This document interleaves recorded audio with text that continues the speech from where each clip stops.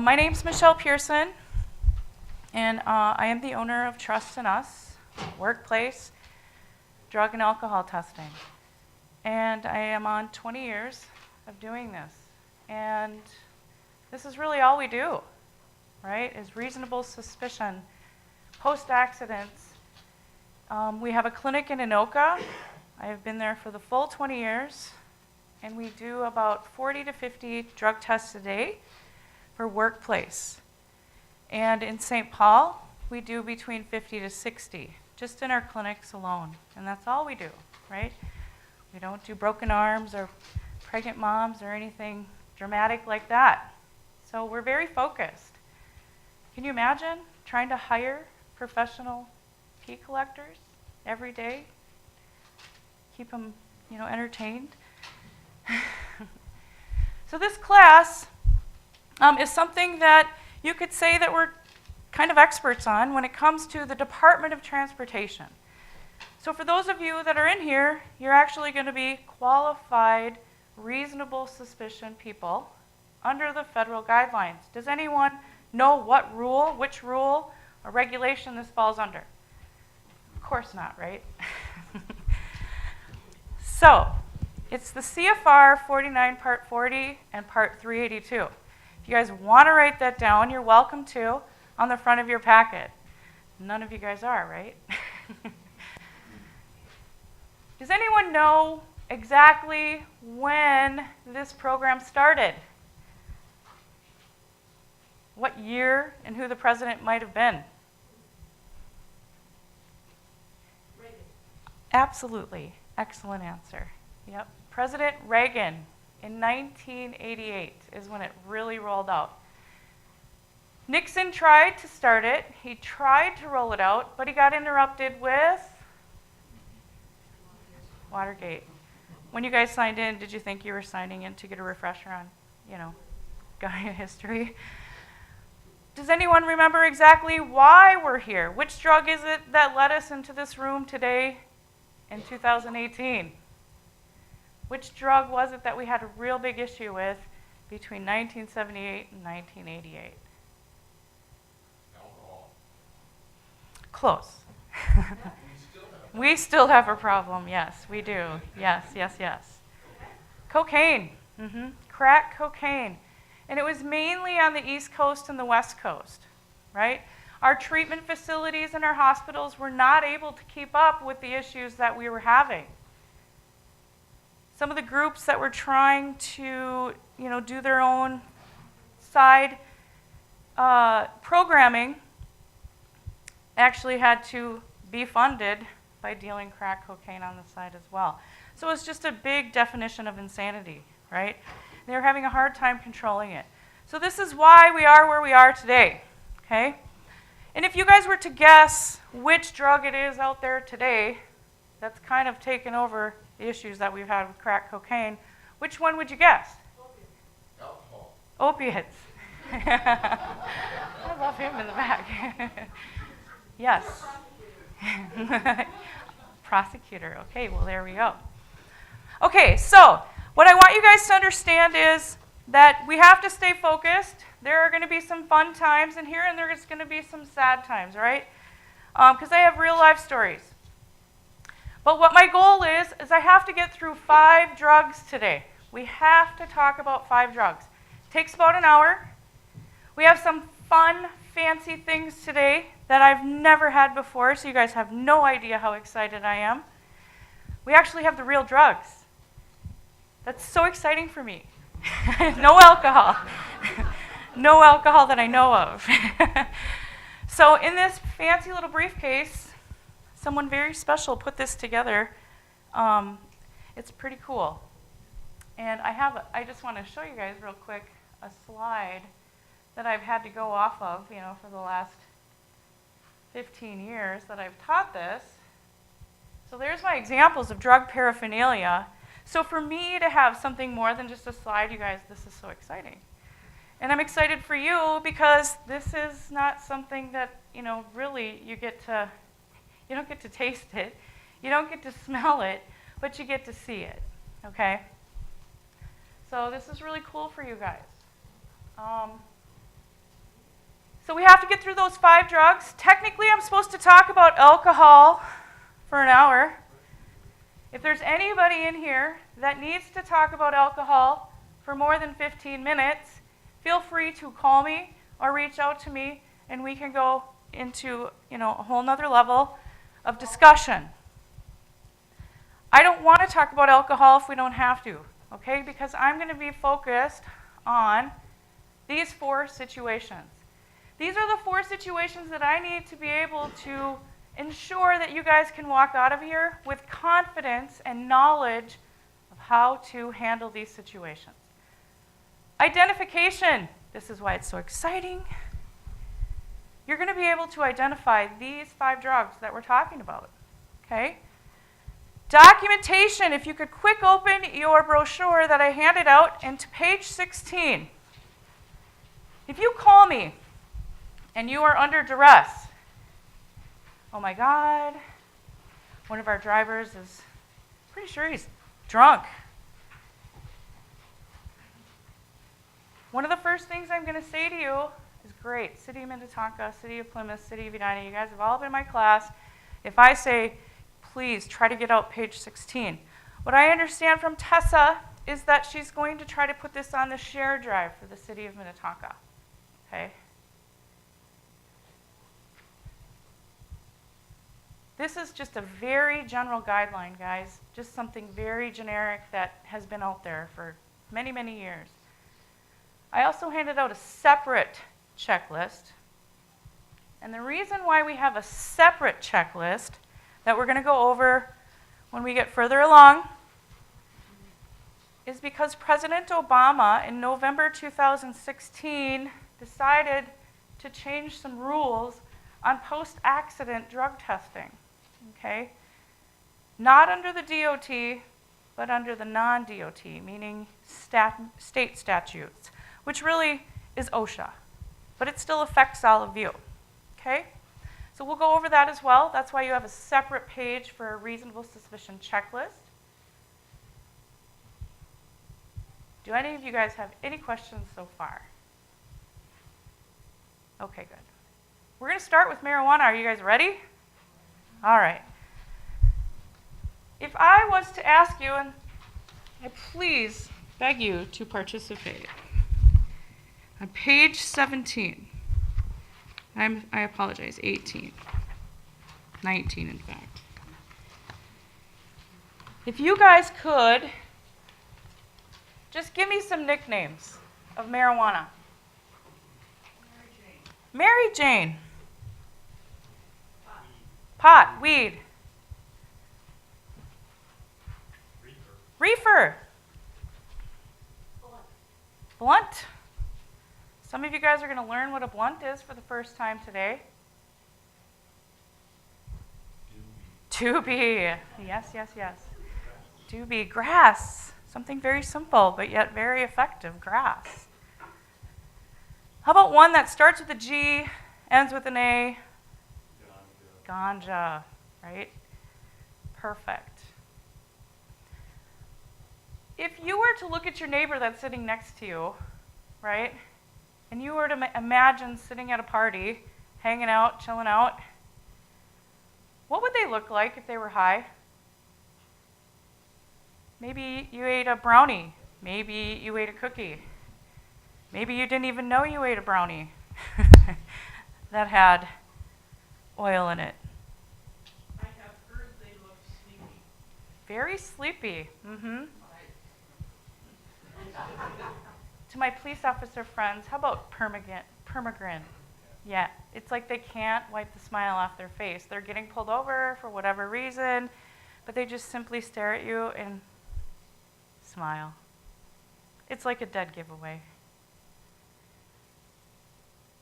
But typically, those are the 4 things that I'm going to ask you when you call me under duress. Well, if it smells like pot, if it's walking like a duck, it's talking like a duck, right? It's probably a duck. Do we have reddened eyes? Are they confused? Sleepy eyes? And definitely permagrin. It's usually a pretty good giveaway.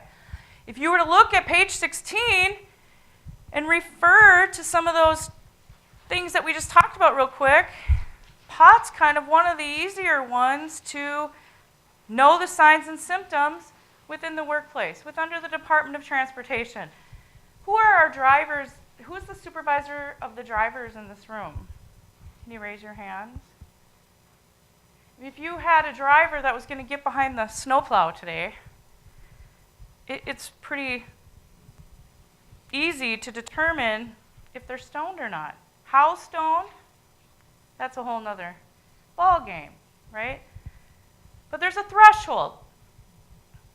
Our federal government, we can never say under the federal guidelines that we have a zero tolerance policy, right?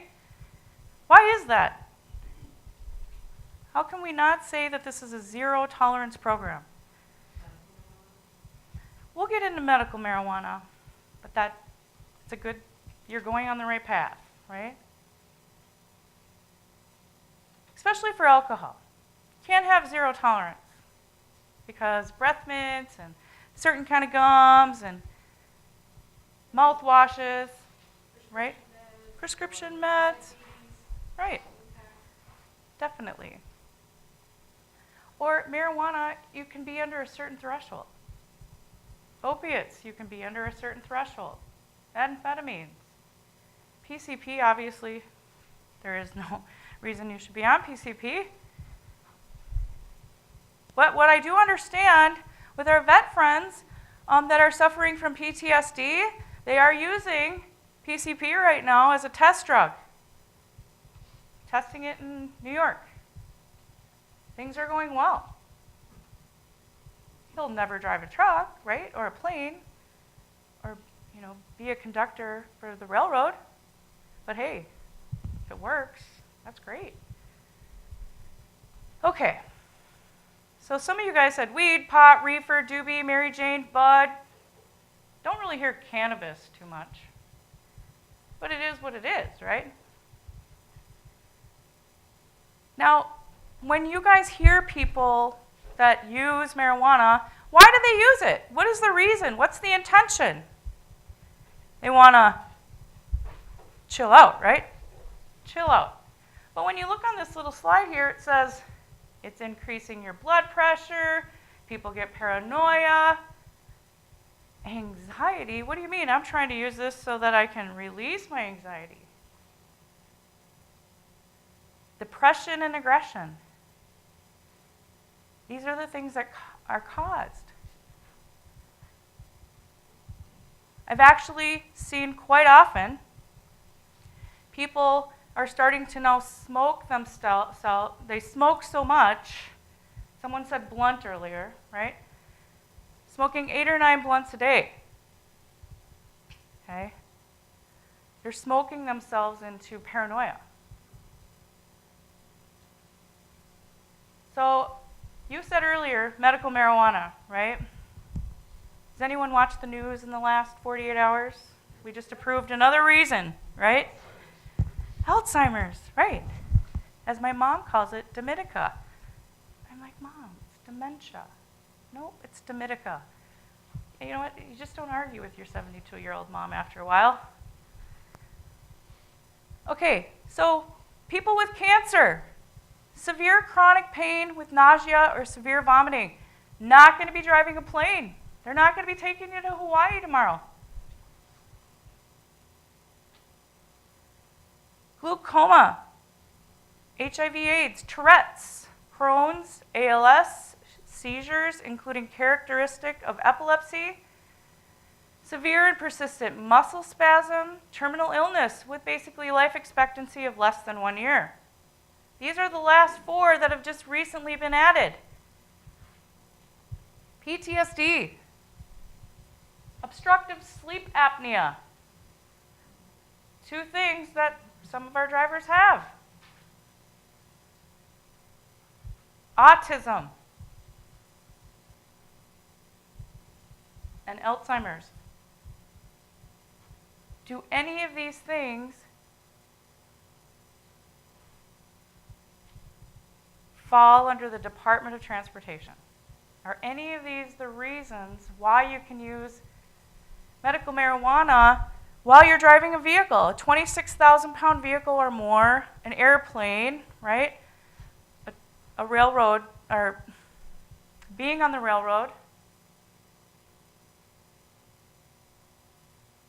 driving a ship under the Coast Guard, and being on the pipeline. None of these reasons will be allowed under the federal government. Okay, so as we've all heard, that the state of Minnesota is getting pretty darn close to legalizing marijuana. Some of you guys, we could probably be in here for a day or 2, maybe 3, and we could all debate it. Why we should and why we shouldn't. If you were in Colorado or California, I wouldn't have enough slides for us to see all the reasons why they've legalized it. But yet most companies have not changed their policies. Some have, but most have not, that they still cannot be using any kind of marijuana, whether it's medical or not. Okay? Does everyone understand how the medical marijuana program works? You basically get approved by these reasons by a doctor that's been blessed in the state of Minnesota. This is the laboratory. Does anyone know where the laboratory is? The only laboratory that I understand that's been approved. Cottage Grove. Leafline Labs. Does anyone know the doctor? Dr. Bachman, right? For all you ladies out there, Bachman roses are the best, are they not? Okay, if you guys like men, if you guys like roses too, right? Bachman's is the best place to get them. So Governor Dayton and Dr. Bachman shook hands and said, yep, let's do this. They have a facility that is ready to be expanded.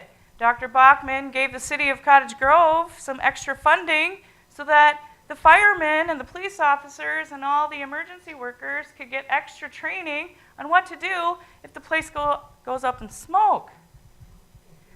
Right? Please call me. I have a question. Yes, please. So if Minnesota is legalizing all those reasons that you can have medical marijuana, Mm-hmm. so can corporations in a particular city, can we have more strict? Can we then deny people those jobs because we don't want them doing those things?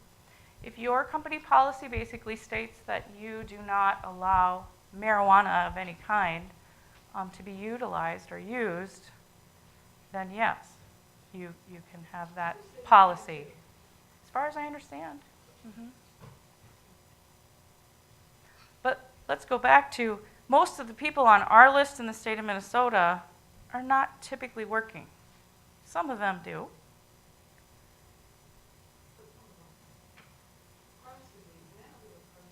Right, right. But a doctor that's going to give medical marijuana to deal with Crohn's disease, they're probably so far into it that they're not going to be working. Depends on the doctor.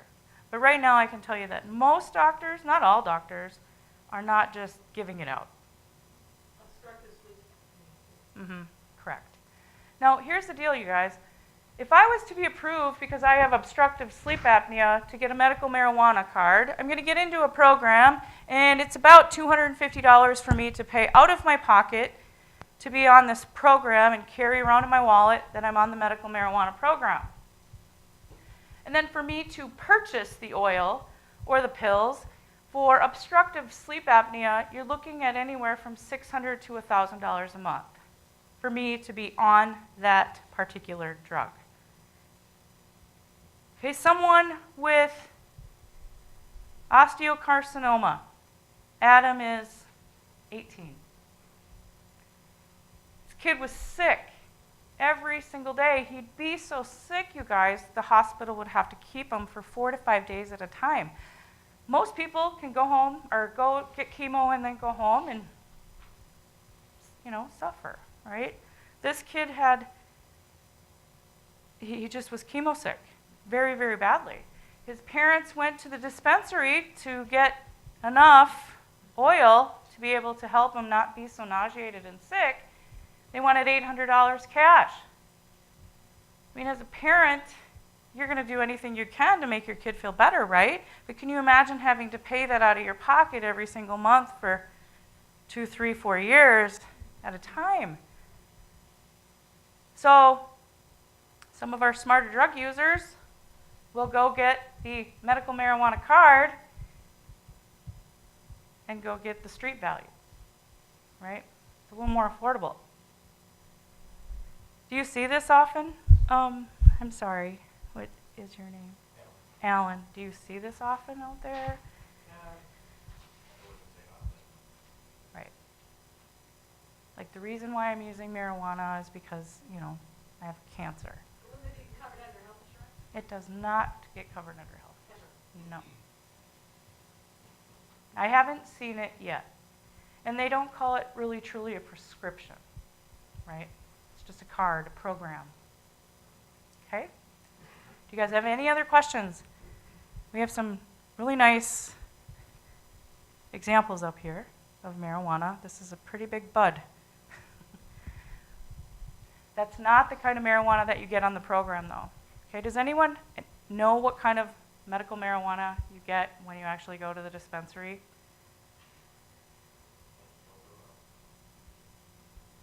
You want to say that again? Pills or oil. Right. Pills or oil. Okay. All right. There's some examples. Can you guys think of what those examples are called? Try to say out loud what some of these things are that people smoke it out of. Does anyone know what this wooden little thing is here? On the top, you can slide the chamber, if you will. It's kind of funny, we're in a chamber here. You can slide the chamber over. What are you going to keep in that chamber? I mean, if you guys see this box in one of the driver's trucks, what are you going to think it is? Nail clippers?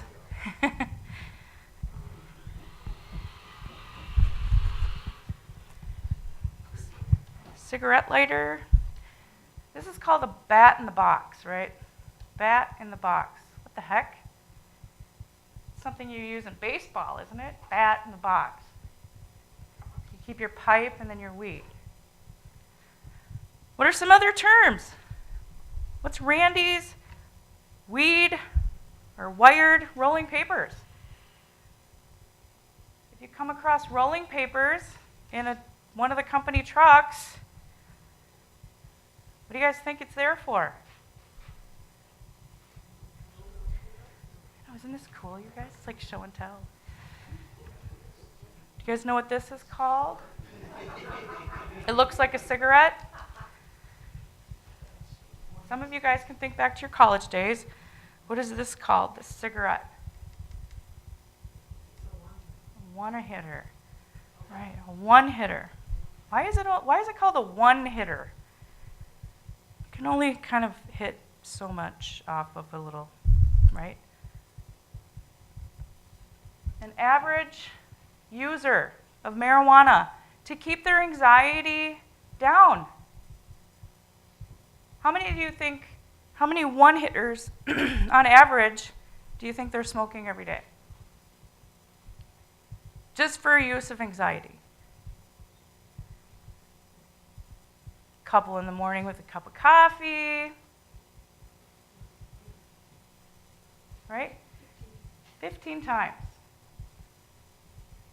When I'm at lunch and I just had my sandwich, come back out to the car, have a couple oneies.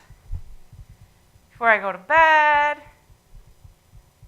a couple more oneies because it helps me sleep. Do you think that life has become unmanageable when you're doing that 3 to 15 times a day? Do you think you're going to come up positive for a marijuana test? And the answer is yes, right? Pretty logical. 50 nanograms, okay, is the threshold. Just a few months ago, last summer, the beginning of the summer, I have never seen the highest nanograms ever in the 20 years that I've been doing this. The highest that I had ever seen was 2,000 nanograms, right? It was a mother that was choosing to use it to use for anxiety purposes. She was getting her kids taken away. She had 3 children. She was probably at the 15 times a day mark, right? And so at 2,300 nanograms, that was pretty dang high. We just recently had a driver driving a semi, the Class D license, a loaded 38, a grinder. Sorry, I don't have a grinder here to share with you today. That's a felony right off the bat, right? What's a grinder? A grinder, back in the day, they used to take a mirror, right, and basically a razor blade, and they'd separate the seed from the weed, right? Now they have grinders. Go on Amazon and type in grinder. Don't do it at work. But just type in grinder. You can get them on Amazon.com, right? For tobacco.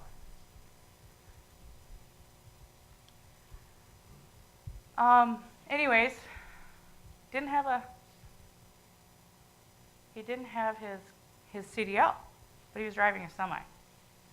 He had 8,000 nanograms in his system. The MRO, the medical review officer, actually called me and asked me, was this person living? Was this person living? I'm like, well, yeah. Why? I mean, it's very rare that we get medical review officers that call us directly to have to discuss certain situations. I was blown away. He definitely had some issues, right? Okay.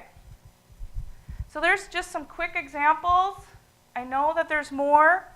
Basically, a glass ball jar seems to be kind of a popular way to transport it these days. Why do you think that would be a good way to transport it? The small ball, jelly jar. Anyone want to have a good guess? Seals well. It seals really well.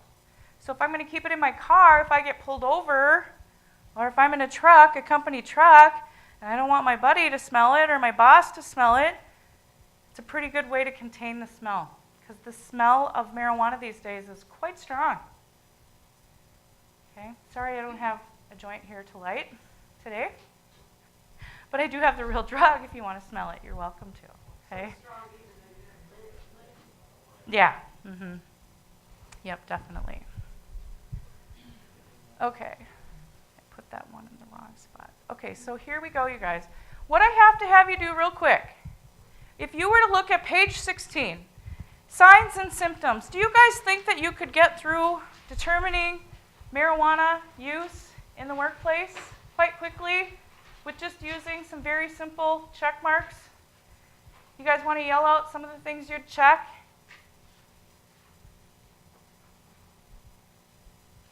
Looking for participation. Bloodshot eyes. Heavy eyelids. Permagrin, right? Any guess, Jason? Glassy, watery, glossy, watery. Anxious. Some marijuana users do get very anxious. Some of them are total opposite. Hilarious. Hilarious. Yep. Carefree. Totally carefree. Loving life. Sometimes they're cooperative. Sometimes they're cooperative, right? I'm going to say that 80-20 rule. Would you go along with me on that? 80-20? 80% of the time, a marijuana user is pretty cooperative. 20% of the time, when they figure out they might be losing their job, things change. Right? They find out their company policy has 0 tolerance. under the federal guidelines, okay? It's the only time that you can terminate someone for drug use or alcohol use is if they fall under the federal covered positions. In the state of Minnesota, you cannot terminate someone if they come up positive one time for drug or alcohol use. Now, if you find a kilo of cocaine, in a company car, you might have some issues, right? You guys are a little luckier. You can just call right down, the hallway here and say, yeah, you guys need to come and help me out here. Most likely, that person's going to be arrested for a kilo. He's going to have other issues going on than worrying about losing their job. But remember, under the state of Minnesota, you cannot be terminated, okay? Under the federal regulations, drivers can be terminated immediately. All right, so what I need you guys to do real quick is raise your right hand and say, yes, Michelle, I can determine marijuana and signs and symptoms within the workplace. So I need you to give that so we can go on to the next drug. Thank you very much. Okay, so I'm going to go back to that slide that I just popped over, but opiates is the second one, okay? Go ahead. Question. Yeah. Are there, do women, you said he? Yeah. So do women and men choose different types of drugs, or do the drugs just fall across both genders? All genders, all ages, all stereotypes, right? It's not like, Correct. we're going to take opioids Mm-hmm. versus smoking. Exactly. Okay. The reason why I'm going to say he a lot, you guys, is because of our drivers are technically usually men, right? Our drivers, our construction workers, our pilots, not always. So that's why I say he, okay? Yeah. Kind of speaking to Joe's comment. Yeah. Symptom-wise, Mhm. men versus women are across the board, are they pretty typically the same? Yes. When it comes to marijuana, yes. Mm-hmm. They all respond the same. But, some people, it just affects them differently, right? Like you might find one guy sleeping, and you might find another gal totally hilarious, right? Depends on maybe which stage they're in or how they respond, okay? Okay, we're going to move on to opiates because this, again, is kind of a longer one. If I was to get out my Sharpie, right, and go around the room to every single one of you and say, all right, how many of you guys have been through surgery? How many of you guys have mouth work done, root canals? And I said, write down, tell me what you've been on when it comes to opiates. Most of you in this room have been on one of these at least once. I've given birth twice, okay? I'll announce that to the world. I have 2 daughters. One's 22 and one's 19. And when I was 20-something, right, I went into it like a tree hugger would. I was all about, I do not want any narcotics. Do not give me anything. I don't care how bad I beg. Don't do it, right? How many of you guys think I caved? Totally caved. Give me whatever you got, right? I don't care what I said in the beginning. I don't care what I signed to. Just give me something. This is very, very painful. So I got a hit of, anyone want to guess? When I gave birth. Starts with a D, ends with a D. It's up on that screen. Dilaudid. Life was manageable. Thank the Lord for Dilaudid. Okay? So going into the second time I had birth, I went into it a little bit more open-minded, right? All right, I'll do it if I have to. So I can personally say that I've had Dilaudid twice. Now, if you would have given that to me, in pill form and sent me home with a prescription, now I'm going to fight my little stubborn fight of I'm not taking this. right? I know that I have addiction in my family and my genetics. Not going to do it. Put my foot down, not going to do it. A couple days goes by. Remember when the doctor said I'm supposed to stay above the pain, right? Want to be super mom? How about when you had like a major surgery, right? Have you ever had a major surgery? Several, right. Do they send you home with narcotics? Right. So again, you guys, if I was to walk up to this white piece of paper and everybody in this room has been through surgery, that is how we get our prescriptions. Okay? The reason why we're in here today is because we have some issues. People are dying left and right. Now, are they falling under the Department of Transportation? Are our truck drivers, our construction workers, railroad drivers, railroad people, Coast Guard, pipeline people, are they really having issues? If I have a pool of 100 people and I'm under the pipeline authority, let's just say CenterPoint Energy. Everybody knows CenterPoint Energy, right? They fall under the pipeline authority. So if they have 2,000 employees that they consider safety sensitive, Obama had them at 50%. Before he walked out the door, he dropped it to 25. And as of 2019, they're going back up to 50. What does that mean? Percentage of what? Percentage of how many people have to be tested randomly. Okay? Thank you for my... So the reason why we're here is because the Department of Transportation has regulations, right? So we have different types of testing. We have random testing that you guys have to go through every single quarter. Right? So pipeline, right? If they drop the percentages and now we're going to raise the percentages, what does that tell you? That statistically, we have some issues. And then Trump took it even a step further as of January 1st, 2018, almost a year ago. If you're going to come up positive on a federal drug test for opiates, he wants to know what it is that you're using. So it's going on a second assembly line right now, you guys, to detect exactly what it is that you're coming up positive for. Because what do you think he's going to do with that information? So it's the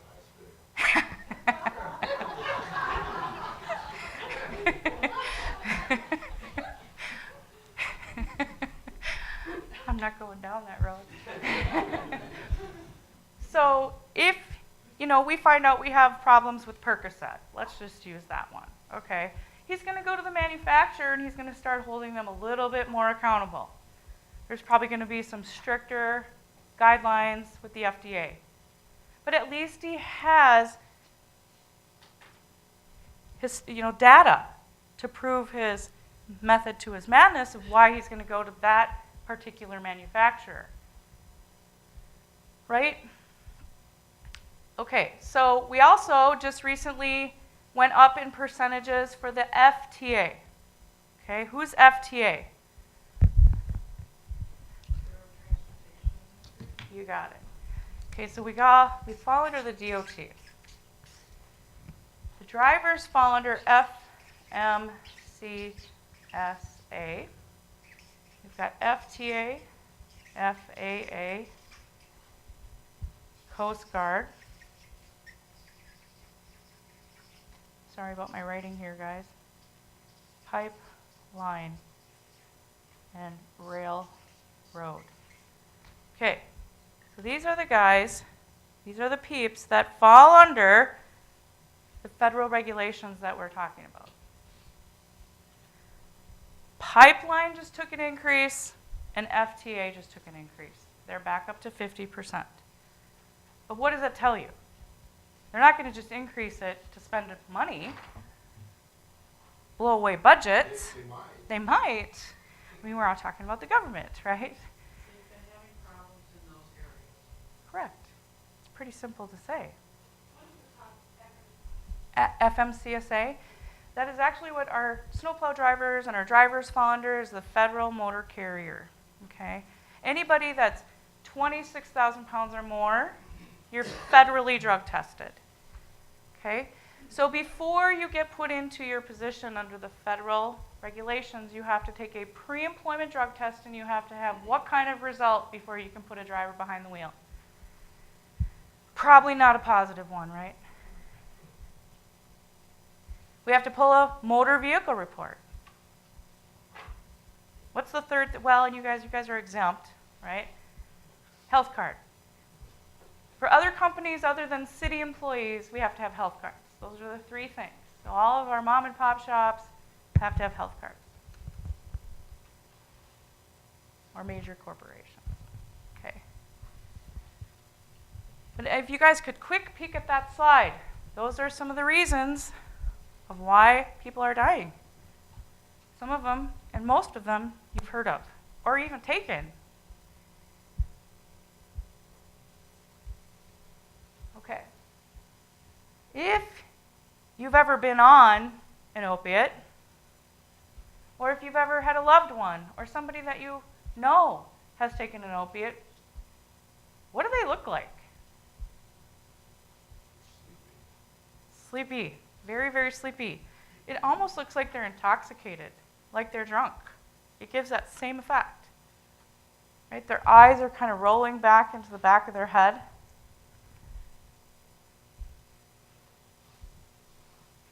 They either decrease or increase the size of the pupils. In some classes, you guys, I ask that you look at your neighbor's pupils. If you feel that you're crossing boundaries, please don't do it. Jason's like, oh my gosh, here we go. But the reason why you are a supervisor and a manager is because you can handle these situations, right? And so one of the main triggers of being able to determine signs and symptoms, if somebody's on drugs or alcohol, is by looking at what? Their pupils, right? So if you could quick peek at your neighbor's pupils for me, please, if you're okay with that. Depends on the drug they're taking. Yeah. Okay. What? Slurred speech? Yeah, for sure. Depending on how much they're on. Mm-hmm. He brought up a good sign, right? Slurred speech. Again, very similar to being intoxicated, right? You know, I know a lot of people that can have 3 beers and be just fine. A couple glasses of wine and be just fine. But if I was to give you a whole bottle of wine, would you not have slurred speech? I suspect I would. Right? Especially if it has a lot of sugar in it. Right. Slurred speech is usually a dead giveaway with any drug or alcohol. Right? Pupils is the kind of the first place to go. As a police officer, what's the first thing you kind of notice? I'm picking on you. Sorry. Well, another thing, but speech is one that's not just slurred, but people use Mm-hmm. people's lack of motor skills. Lack of motor skills. Opiates is usually a good one for lack of motor skills. Mm-hmm. Now, I added in here, you guys, cold, moist, bluish skin. The only time that I've ever seen cold, moist, bluish skin is on someone that was passing from cancer and had way, a huge amount of morphine in them. And of course, I was at an 80s rock band, and it was very clear to me that the person on stage was definitely tripping on opiates. It's one of those things you're just like, really? Do not the rest of the band members care about this situation?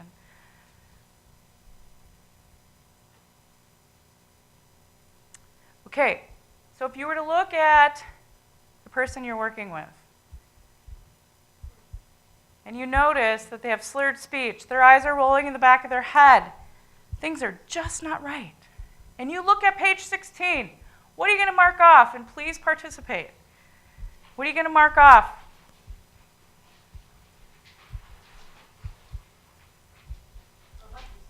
A bunch of stuff, right? Just tell me what you'd mark off. Dilated pupils. Could they be constricted, perhaps?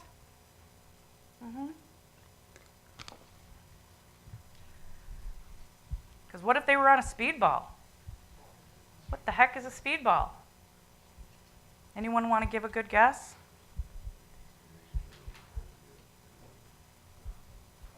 Upper, downer, all arounder.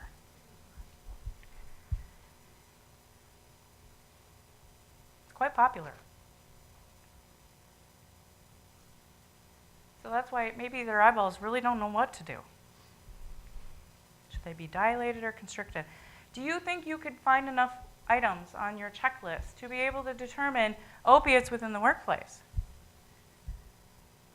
Now remember, it's not your job as supervisors and managers to tell the whole story as to how you got here. That's Jason's job, Tessa's job. They're the ones with the fancy degrees that allow them to do that. All your job is to get that checklist signed. Under the DOT, rules and regs, okay guys? You only have to have one signature for a supervisor and manager. You may be in a situation where there's only one of you. But if you just want a second eyeballs, to kind of look over what you hear, see, smell, and what you're checking is real, you certainly should do that. Under the state of Minnesota, I want to see 2 people. Okay, you have to have 2 people. Observe the situation. So if you look at that other checkoff list, on the back of it, it requires 2 signatures. Okay? And we'll keep revisiting that.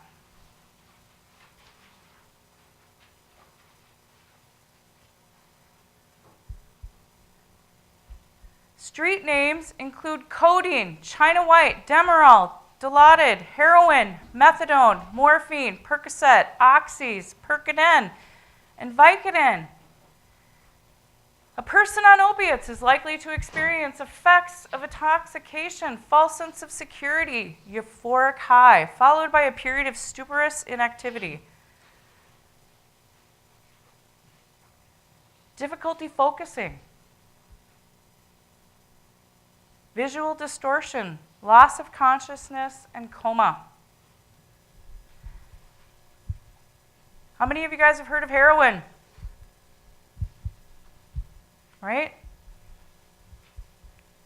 Where's heroin coming from? Excellent answer. What country? Close. Mexico. Right? This is called Mexican mud. I don't know about the looks of it, but do you guys think that's something you'd want to put in your body? How do you get to that point in your life that that's what you reach out for? How does that happen? Because you can't get opiates, right? We got pretty strict, do you think pretty fast? Or did it feel like it took forever to get pretty strict with this? I mean, from my opinion, on what I see every day on a day-to-day basis, it took forever to get here. If I have PTSD, and I was in a couple car accidents with some back pain and some neck pain, I'm getting opiates from my doctor. And then I'm going to my therapist for my PTSD and getting opiates from him or her as well. So now I've got a nice little package going on, right? And for a while there, we didn't have a system that would say, okay, this doctor's giving it to her, this doctor's giving it to her. And we don't have that going on, you guys. Okay? But here's what we're about to have. It's pretty exciting in my world. There's a new term out there called the clearinghouse. Okay? It started about 7 years ago when Obama was the president. He wanted to get this program lifted. They started testing it in the state of the state of Texas. You know that state that used to be their own country, right? He started it there. It's been working really swell. They're finding some issues and they're still working through it. But when President Trump came in, right, to the White House, he said, push that button. There's too many things happening with opiates. Let's get this rolled out. Why is this taking so long? It's already been written. Let's do this. He pushed the button, you guys, and the industry, our industry, was freaking out. Oh my gosh, what's the clearinghouse? It got put into the CFR 49 Part 40, and we're all like, oh my gosh. For me to get into a conference or even a conference call, a webinar, or to go to another state to even get into a conference that discussed on what we're supposed to be doing, I couldn't get in until March. He pushed the button in November. Okay, so here's what I know, and that is we cannot test anybody under the wrong authority. We don't want to go there, okay? So we have these chains that I'm just going to hand out to you. That's okay. And I just want you guys to kind of look at it and maybe pass it behind you if you're done, when you're done. And at the top of the chain of custody, this goes with your specimen, okay? Notice how it says federal on the top. It's very important as a city that you guys understand this because it's pretty important and it's easy to make a mistake. If you're going to send the receptionist to the clinic for a drug test, pre-employment drug test, you're not going to give her this chain. Really? She doesn't fall under any of those guidelines. But let's say you do, by accident. You're in a hurry, you're Tessa, you got 26,000 things going on, and she hands her, the wrong chain, the federal chain. She goes to the clinic, she comes up positive for cocaine. What the heck? Now her name is going to get thrown into this national database called the Clearinghouse. This could be problematic. Why do you think this could be problematic? Would you guys want your name in the Clearinghouse as a positive cocaine addict in the system for 5 years nationally, on a national level? What would you do? Freak out? Sue the city?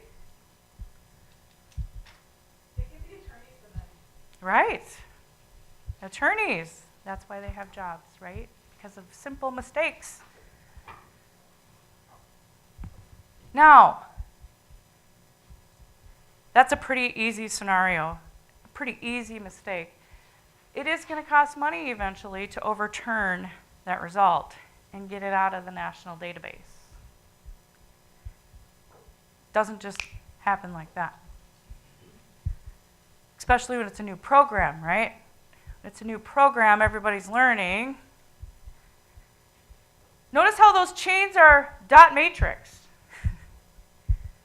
Trump says, I'm kind of having an issue with dot matrix chains of custody. Why is this happening? Why are we still printing chains the old-fashioned way and trying to keep up with keeping these printers fixed? So what have we done in the last 2 years? We've made electronic chains. So I can order you a test online. You can come to the clinic, and I'm going to know who you are. Your social security number is going to be in the whole system possibly, right? Could that be an issue? At a city level? Union level? Of course. So we're still working through some of those things. So make sure as teams, when you're going over these things, you're discussing those things. Because it is something that's going to eventually have to happen. Okay. Heroin is a big deal.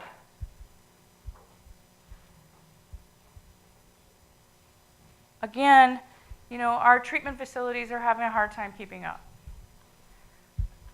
Notice how alcohol is the number one reason? And alcohol is legal. And what are we about to legalize? Marijuana. Is that an interesting tidbit of information for me to share with you today? We're about to legalize it. Yes. How would that graph evolve over the last several years? So that graph actually came from Hazelton, from Carol Fikowski. She is one of our main people in our state, right, that keeps on track of this. People hire her nationwide for her information and statistics that she keeps. So it has evolved quite quickly with marijuana and heroin. Okay? When you're using heroin, when you are using prescription drugs and then go to heroin, obviously your life has become very unmanageable and you're going to end up in treatment. Do you think that you're going to be in treatment for 30 days for heroin? Only if your insurance pays for it. The programming is starting to kind of become a little bit more evolving, right? You might not go on probation in the corrections department, but you might go on, I'm calling it probation, within the DHHS, okay? It's getting interesting. All right. So I need to have you guys raise your right hand that you can decide, you can determine heroin and opiates in the workplace, signs and symptoms, pretty easy, right? All right, cocaine. Again, that's the reason why we're here, right? Cocaine. Can you guys think of some famous people that have died from cocaine? Chris Farley.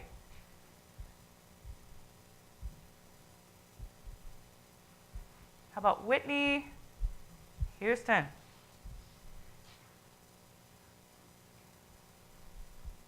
Do any of you guys know anyone that's ever used cocaine, like in your circle of people? I mean, if I was to ask you to raise your hand, have you ever seen cocaine? I mean, I seen it at a party in college once. I freaked out. Like, oh my God, I'm pretty sure I'm at the wrong party. I thought this was just you buy a red Solo cup for $3, you get in, you drink beer. What the heck? How did cocaine end up in a party that I got invited to? Wow, I'm out skis, right? You leave. For some people, it just doesn't become that simple.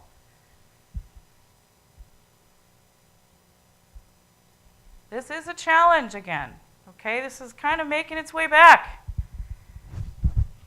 Again, we have some cocaine up here. A little bag. It's not as white as I thought it would be.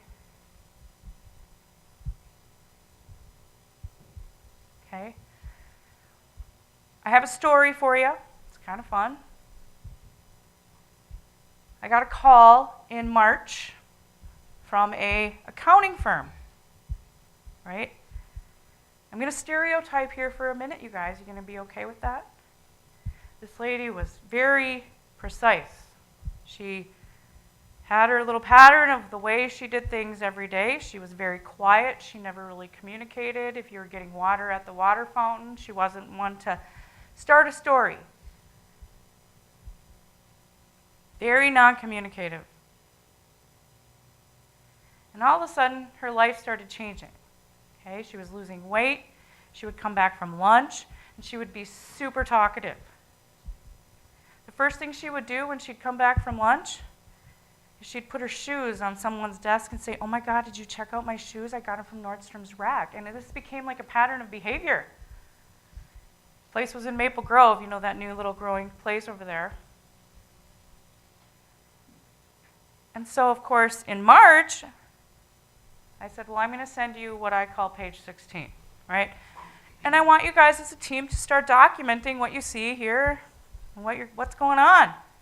And then call me when you need me to come and we'll do an emergency workplace drug test.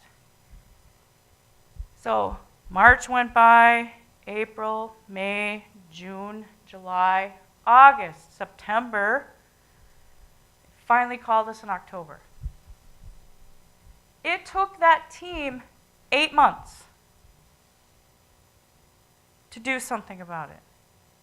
8 months. And guess what? This firm actually ran a nonprofit organization as well. So when I said you may want to have a forensic accounting firm come in here and maybe look over your books, do you think it was worth their time and their money to have that happen? Absolutely. $2 million later. 8 months. Do not let 8 months go by if you have reasonable suspicion. Changes things, right?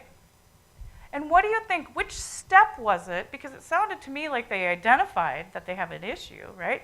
They did their documentation. The only thing they kind of missed was confirmation of what they were doing. Remember those 4 steps we talked about in the beginning? And boy, nobody wanted to confront her. Heck no. And you want to know the main reasons the managers and supervisors told me they didn't want to do the confrontation? Can you guess, Jason?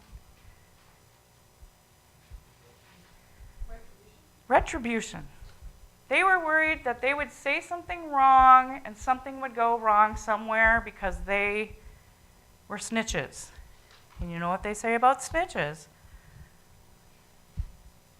Something about stitches, I don't know. But cocaine is usually pretty easy to determine, okay? In my world. In your world, if someone came to work and he was using cocaine, do you think there's something different going on? Like, what in the heck? He's way more talkative than he is usually, and he doesn't normally show me his shiny shoes when he comes back from lunch. The heck? All of a sudden he's driving around a Mercedes? Really? He's probably making the same amount I am. He's got a house payment, he's got a mortgage, he's got a kid in hockey. What the heck? Things just aren't adding up. How do you document that?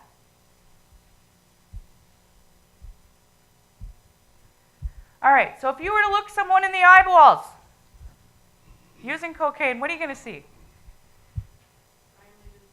Dilated pupils. Are they sweating? I might be right now. I promise I'm not using it, though. Bloodshot eyes. How about...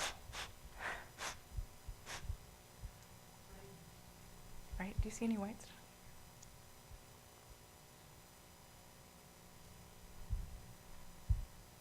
All right. Short attention span. Sounds like my 19-year-old. Irritability, anxiety and depression, seizure and heart attack, loss of appetite and sleeplessness, psychological problems and dependence.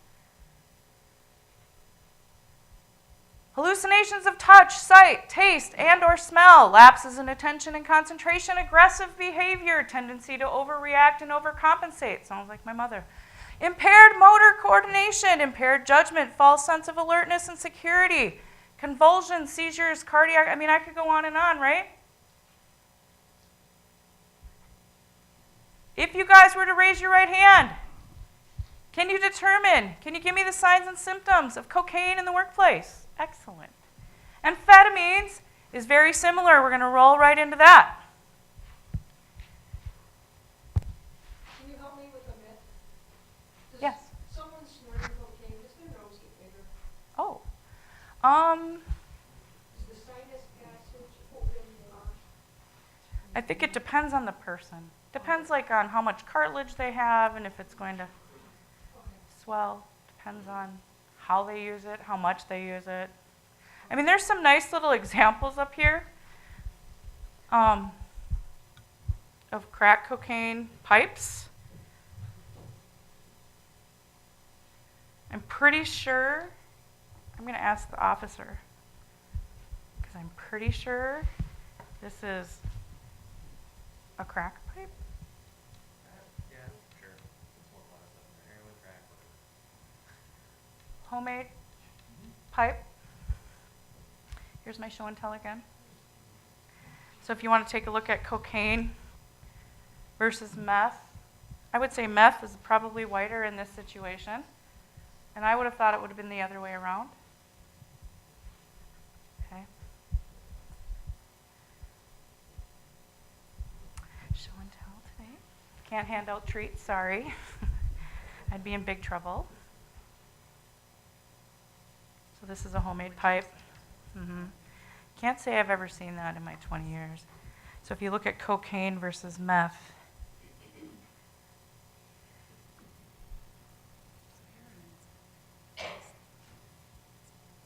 tar. It's kind of tarish. Black.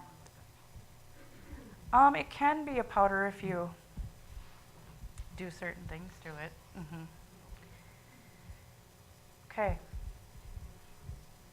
You guys see okay from there? You can always come up and look at it after. All right.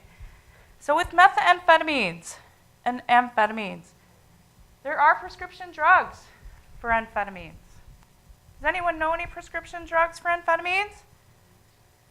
Perhaps some of you might have been on it when you were a teenager. Perhaps some of you have teenagers that might have taken it to control ADHD. Adderall, right? Ritalin.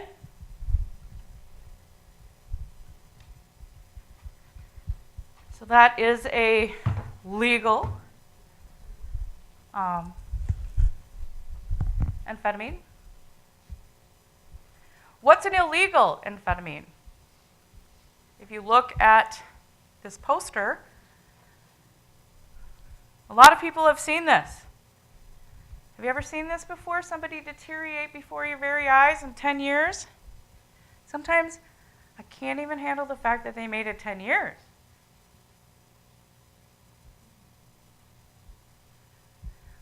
One of the things that I've noticed about our meth user friends is I asked one of our SAPs. SAP, if you guys want to write this on the front of your cover of your handout, SAP is a substance abuse professional.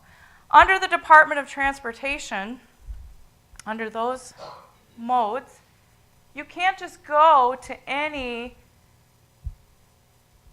EAP provider, right? Licensed drug and alcohol counselor. You can't just go to anyone within your group.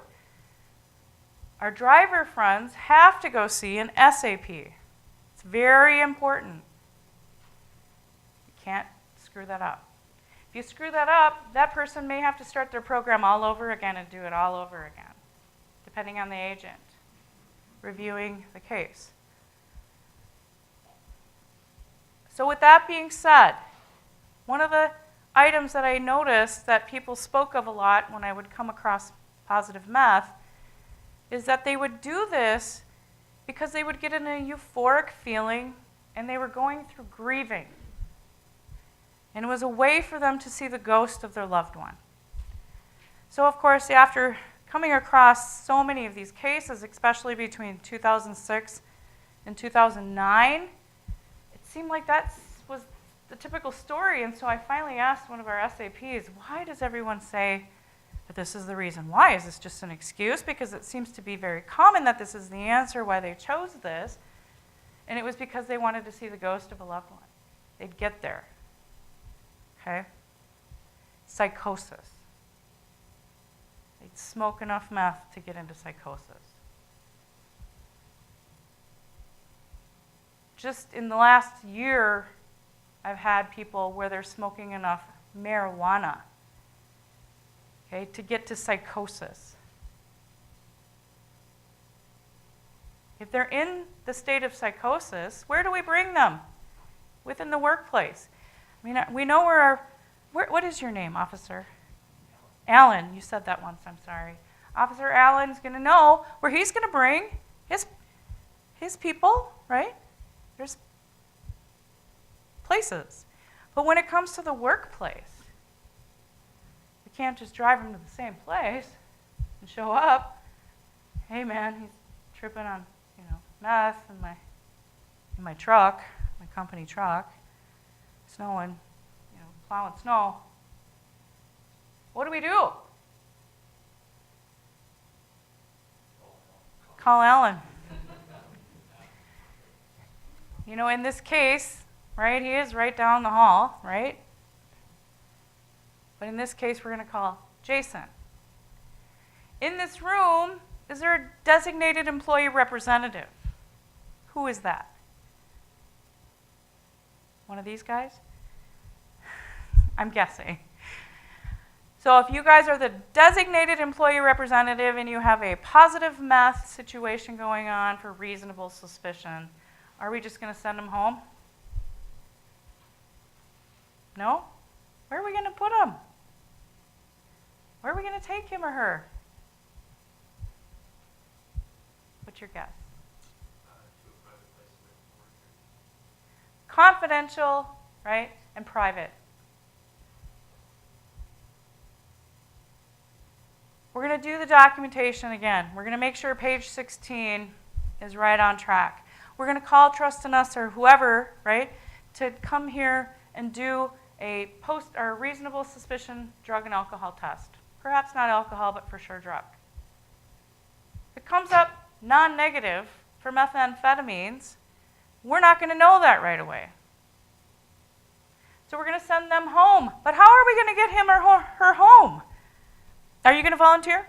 You want to take, is it okay if you can just, take one of the drivers home today?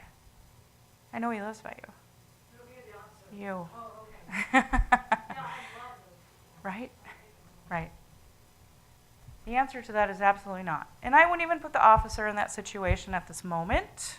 I would say it'd probably be best for your company policy to have a taxi service where they just charge you, okay? Because what if they say during reasonable suspicion that the reason why I'm using is because of my spouse? I hear that a lot. I don't want to go home. Too many problems. Too many issues at home. Can't deal. I just want to go to the bar. Just drop me off there.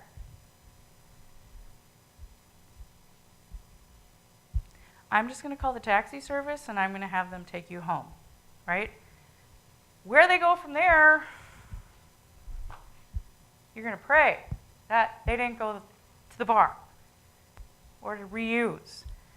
The thing with drug and alcohol, when it's out of hand, you want to make sure that the DER, the designated employee representative, Jason and Tessa, have a very solid relationship with the SAP. Because I don't want them sitting around for 48 hours, now we're going into a week, now we're going into 2 weeks. I mean, what's the quickest amount of time I can get these drivers or anybody on your teams to be seen? If you sent me home for 10 days doing nothing, and I'm a crack addict, you think I'm just going to stop? No. A lot of bad choices happen in that 10 days.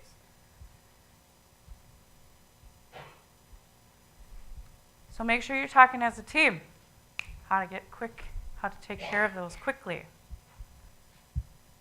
All right. Ecstasy has been added to the panel of drugs to automatically test for. So remember how we talked about opiates and all that slide of all those new ones that we're testing for? Ecstasy just got added. So if you come up positive for amphetamines, it's going to go to that next conveyor belt at the lab and it's going to automatically test for ecstasy. Now, I'm going to ask you guys to stereotype with me for a second again. It's okay today.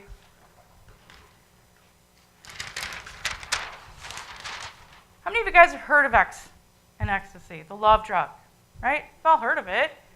So, if you were to use ecstasy, I'm picking on you, where would you go if you wanted to get it? She's like, I don't even have a clue. I don't know. How about the clubs? Downtown. Probably not downtown Minnetonka, right? Main Street. She's like, we're out. We're out. There you go. Okay, so clubs, right? Someone that clubs. How about goes to raves? What's the age group of people that use ecstasy? What's young?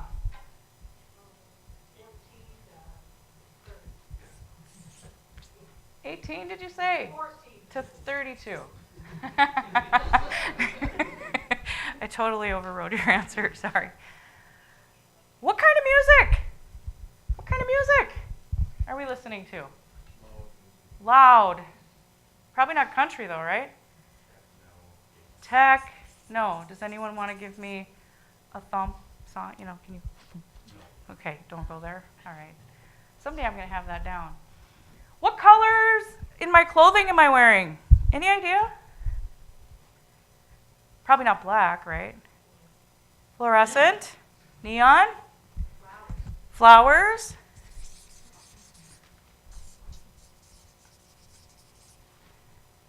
So what happens when we use amphetamines is our jaws like to clench, right, and bite down real hard. So what do we do to control that? How about pacifiers? Pacifiers, lollipop. I can't even spell right now. Lollipop and suckers, right? Now, just with this information alone that we quickly put together in 1 minute, imagine, what's your name? Ty? Todd. Imagine Todd driving around in your snowplow, thumping to some techno music, sucking on some pacifiers, wearing neon yellow. Right? Is that the reason why I have to talk about that today? Does he fit that stereotype? No. But why did Obama add this? Why did he add ecstasy to the panel? These little fun, I mean, this looks like ibuprofen here. Okay, but they actually have some fun pills, as you can see up there. So, real quickly, this isn't a very fun conversation, you guys, but this is real. Okay, so if I'm an OTR truck driver, what does OTR stand for? Excellent, you guys are very good. So if I have to stop along my route 66, right, going to Albuquerque, you guys ever done that drive? Oh my gosh. It's the scariest drive I think I've ever done. Bringing my crazy mom to Arizona. I have never seen so many trucks in ditches and just very crazy situations that occur on Route 66. It was March, yes. Good guess, yeah. So with that being said, where are these truck drivers stopping? Truck stops, right? So what happens when they stop at these truck stops? Is the rave going on? Hey, Todd. What's going on? What's happening in your rig here? Nothing. So now we have a lot. Anyone know this term? Lot lizard, right? Knocking on my window, trying to sell me what? You guys say it, I don't want to. How about sex, right? She's trying to sell me sex. So one of the things that she wants to add to the love is the love drug. So what was happening, you guys, is these drivers that don't normally do these types of things were driving themselves to the hospitals because there was just way too many things going on for them that made them super uncomfortable. So with the doctors and the nurses that were at the emergency rooms, they started calling Washington and turning it over because there was just too many situations going on.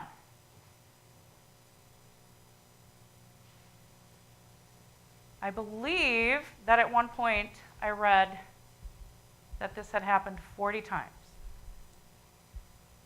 Now, I don't know about you guys, 40 times doesn't sometimes seem like enough to be adding a panel. So don't be surprised if this gets taken out. But so far, it's stayed. I get really super concerned that PCP is still in the panels as well. We have to go over those 5 drugs, right?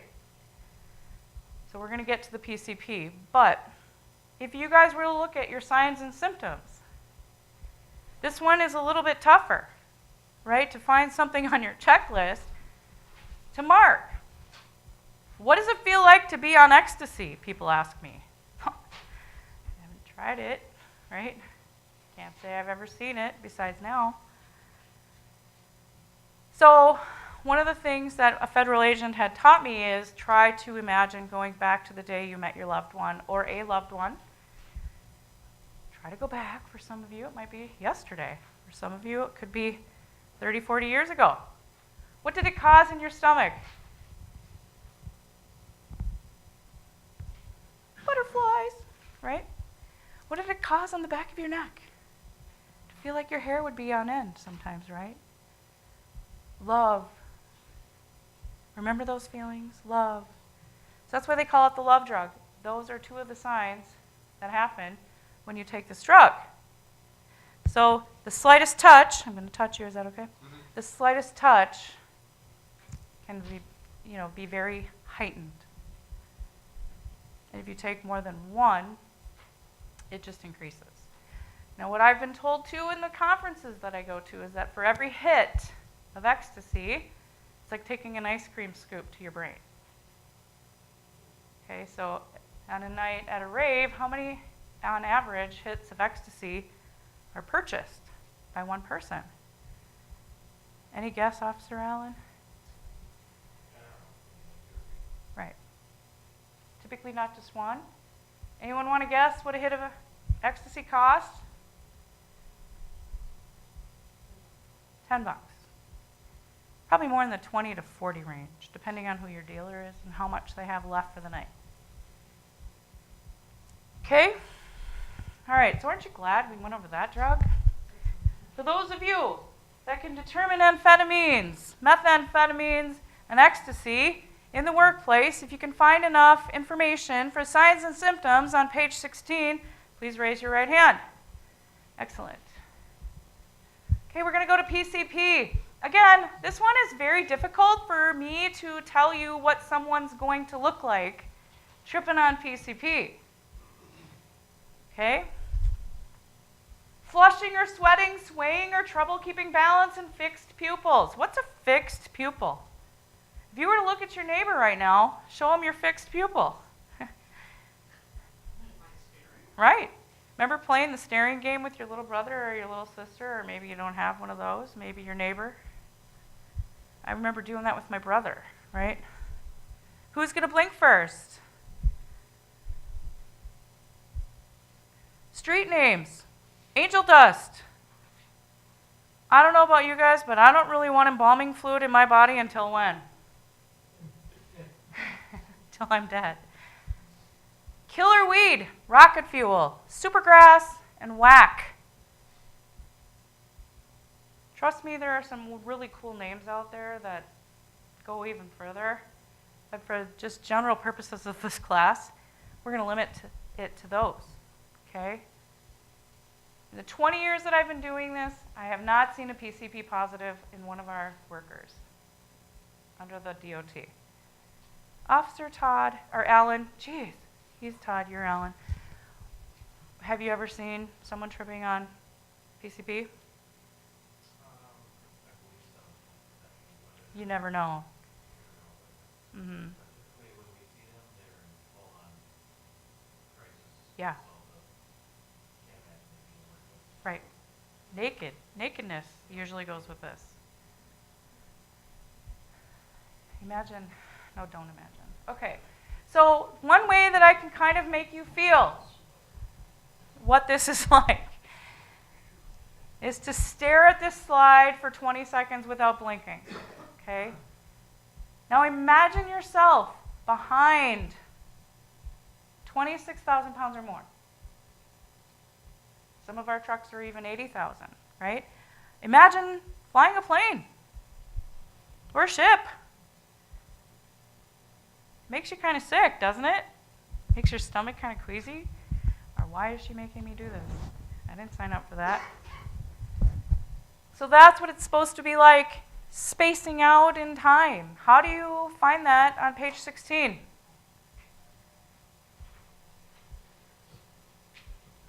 I think the only dead giveaway, you guys, is going to be, like he said, it's just not typical for someone that's tripping on this drug to even be working, but there must be enough situations that have happened in our nation that they're keeping this in the panel. East Coast and West Coast, of course, us Midwesterners, we're just not PCP users. No, I don't know. But I see a lot of positives on the East Coast and the West Coast. When I read my blogs and I'm in my conferences, it just isn't going to go away. Are these the drugs that make people really like strong, or they're not easy to like Maintain. Is that this kind of drug or opiates or? And there's acid, LSD. But for this general term, we're using the word PCP. Okay. It depends on the maker, it depends on who's made it, and it depends on how it was manufactured, but it can be. But if you were to do, like if it's LSD or acid, it's usually like a half-life, and you usually have to get a blood sample. But in this case, under the Department of Transportation, we're only worried about urine. We can only use urine, okay? So it has to be quite quickly that while they're using it, we collect the specimen immediately. And again, in 20 years, never have I seen it, even under non-DOT circumstances. Okay, so I briefly am just going to go over this one. How many of you guys have heard of K2? K2. Synthetic compound, okay? Why would you want to take a synthetic compound and smoke it? So that you can get the effects of marijuana. Any idea why someone would want to use this? It does not show up on a traditional drug screen. Excellent answer. All right. Bath salts. Notice how we picked Charlie Sheen. Okay, so bath salts, you guys, is the synthetic form of cathinone. What the heck is cathinone, might you ask? How many of you guys have heard of COT? Is this quite popular, Officer Allen? No, I think we've only had one case, Mm-hmm. and that was for the after-dinner one. Correct. Where do you think this might be more popular?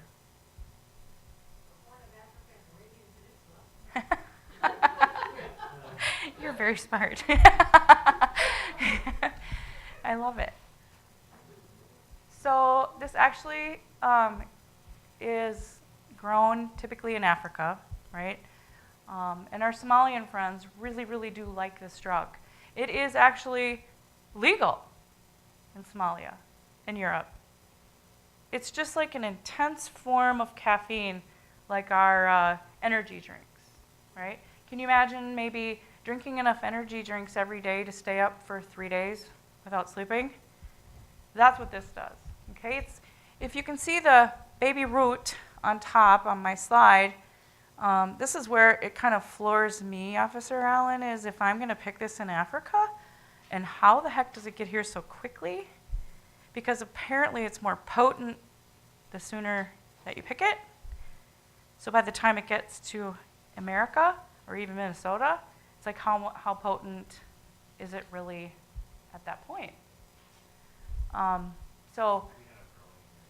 Yep. So now it's growing here.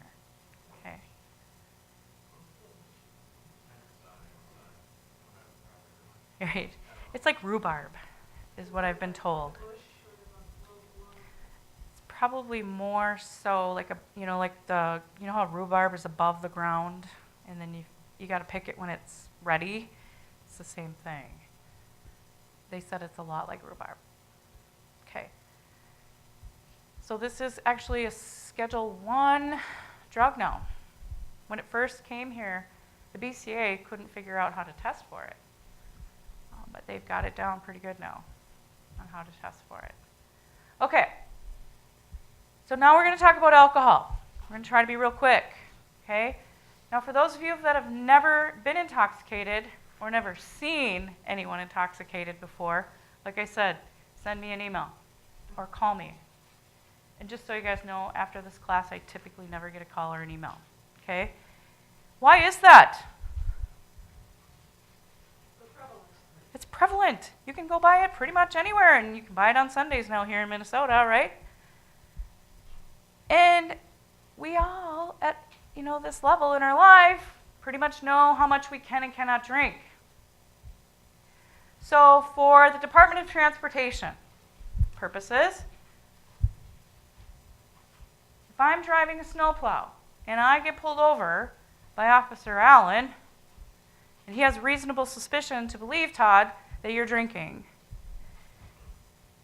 and you blow a .045, bad news, right? If he's in his normal vehicle, right? Oops, sorry. And he blows over a .08, now he's dealing with a whole nother situation personally. But if he blows a .046 or .045 in the city of Minnetonka snowplow, what's Officer Todd going to do? Officer Allen. Gosh, you guys can drug test me after this class. He's going to be charged. Is he going to get a DWI or a DUI? That's a same thing. right? So if he gets pulled over and he blows a .046, he's now held to a higher standard, right? The federal standard. So .04 or higher, Todd's going to have repercussions. The repercussion is going to be that most likely he's going to lose his job. He's going to lose his license for sure for a year, but what's he going to do for a year for the city of Minnetonka? I don't really know. Typically, coming from a compliance standpoint, if you're going to hire me as a consultant, I'm going to tell you to pretty much let them go, right? He has to go see an SAP whether he gets terminated or not. It's mandatory. He's going to get thrown into what we call the clearinghouse. We talked about that earlier. The minimum time that he's going to get from the SAP is 2 years. Basically, I call that glorified babysitting, right? So for 2 years, he has to go through follow-up testing. Follow-up testing for 2 years, minimally. What happens if I come here at 2:50 in the afternoon? Todd has to get home because his daughter's got to go to work and he's babysitting today for his granddaughters. I'm just guessing, okay? And he's like, my daughter has to leave at 3:15. And I got to do what? Yeah, today you were pulled for a alcohol and drug test, Todd. Well, you know what? I can't do that today. I got to go home. I got things to do. Come back tomorrow. What is that called? Anyone know? Refusal to test. Refusal to test. And sorry, Todd, there's a lot of repercussions here if you don't do this.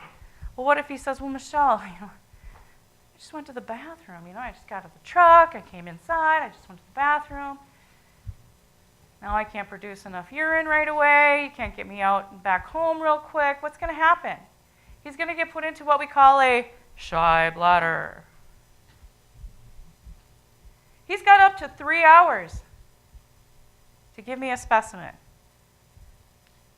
So we talk for 3 hours, right? Of course, I'm supposed to be in the less is more mode, and I'd probably ask you about your grandchildren that you're supposed to be home with.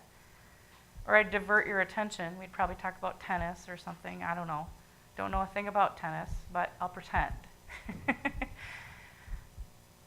So once that 3 hours is up and he hasn't given me a specimen, what happens? We're going to remove him from his safety-sensitive position. And he can't come back to work until he goes and sees an OC health doctor to determine why Todd can't give us a specimen in 3 hours. Okay? It's a rule, it's a reg in the CFR 49 Part 40. Look it up.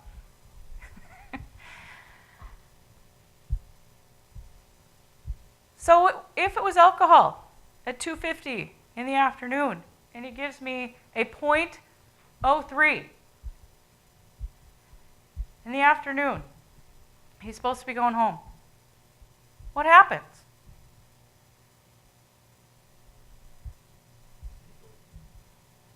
He goes home? Are we going to let him get in his own personal vehicle and drive home, knowing that he just blew a .03?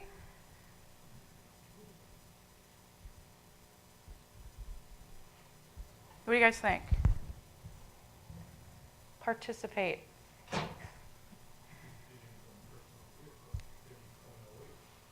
He can't get in his own personal vehicle at .08.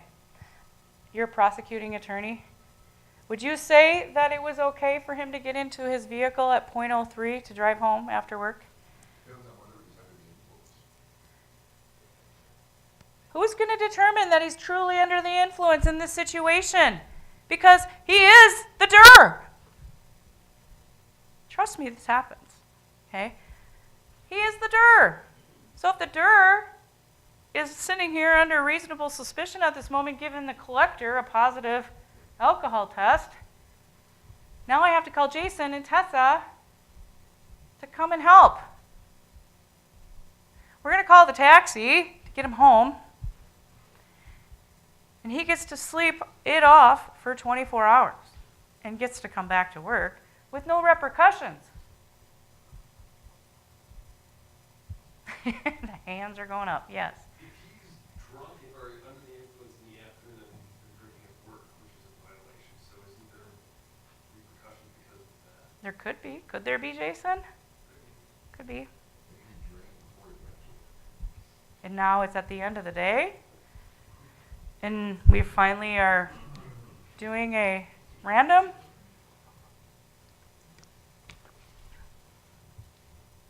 I mean, Todd doesn't strike me, right, as someone that's going to do it, but it never does strike me of someone that's going to do this, okay?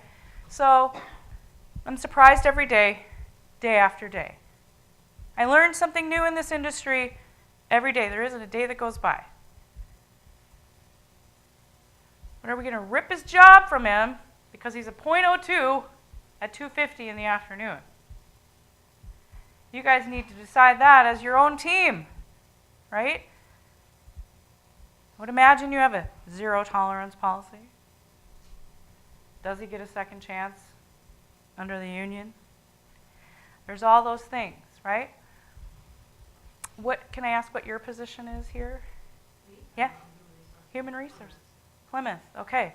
So Human Resources of Plymouth. She's just been bombarded with all these issues lately in the last 3 months. Oh my gosh, life has become unmanageable. So she's dipping into the wine at lunch.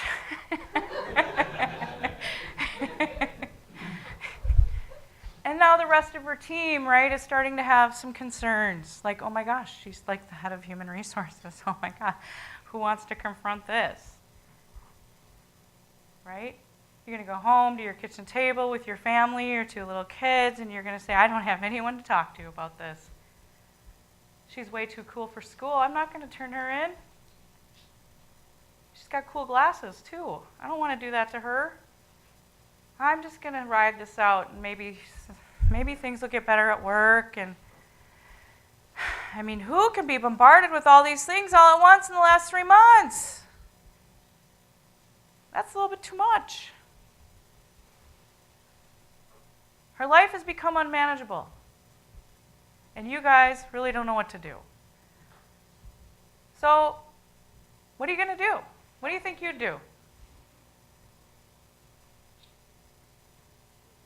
It's a good question, isn't it? She's like, yeah, yeah, right? Lunchtime, I just want my Merlot. No, I want my... suspect that someone is drinking. Right. And you truly don't want to disrupt Right. their life. Right. It's very realistic. And every day it happens where we don't want to do the step 4, the confrontation. The confrontation's too much.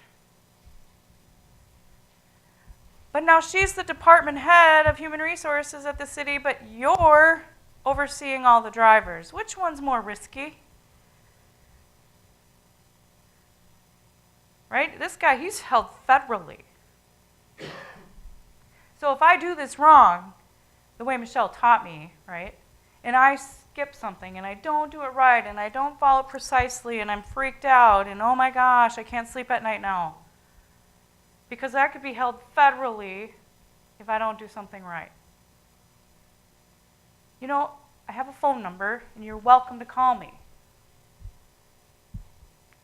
Right? And I'm going to talk you through it. I'm going to give you some pointers. I'm going to give you some suggestions. If his story could be very risky because we have them going out on our national highways, right? And it's my job as a consultant to make sure that we keep our national highways safe. You're putting me in a different situation than possibly her. So which one am I going to take care of first? Right? And what happens, Jason, if they were both your employees and it was both happening at the same time? Do not start drinking. Right? You just manage it. You take care of both. But the federal is the higher level, right? And these are real situations that have happened. Okay, so sometimes we just can't do both at the same time, especially for a smaller city. For a smaller city, and I take 2 major players out of work, this is situational. I got to have a quick plan B. You better come up quickly with your plan B, and this is one of the first questions I'm going to ask you. Okay, so if we remove Todd and Jennifer out of their safety-sensitive positions or her position, I got to have a plan B until we figure this all out. Okay? All right, so How about personal, DWI and personal vehicle, how does that affect us?